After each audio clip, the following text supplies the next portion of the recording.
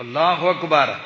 रब की तौहीद, नबी की मोहब्बत, नबी की सुन्नत और मोहब्बत दिल में आ जाए तो चेहरे इस दुनिया में ही हक्कानियत का निशान बन जाते हैं।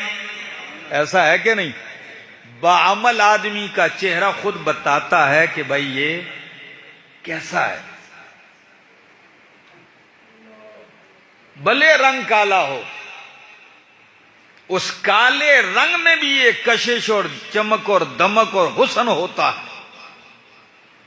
तो जब ये चेहरा रब को देखेगा और रब के चेहरे के सामने होगा, उस वक्त क्या हाल होगा? कुरान ने कहा चमकदार होंगे, ताजा होंगे, रब की तरफ देख रहे होंगे।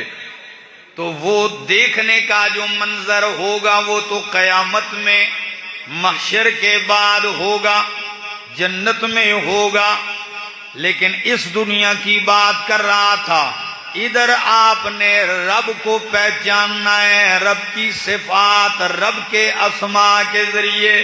रब ने अपना तारुफ खुद करवाया है अपने कुरान में।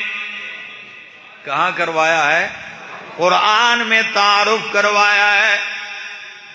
चक 6 के रहने वालों, मंडी बाउद्दीन वालों, आज सुन लीजिए। आप हर नमाज में तकरीबन सूरत इखलास पढ़ते हैं। अक्सर लोग, पढ़नी तो बाकी सूरतें भी चाहिए, लेकिन अक्सर लोग सूरह इखलास पे गुजारा करते हैं। कोई बात नहीं, सूरतुल इखलास भी कोई मामूली नहीं, एक सूरत है, मगर कुरान के 10 सिपारों के बराबर है। अल्लाह अकबर। कुरान का तीसरा हिस्सा है। क्यों तीसरा?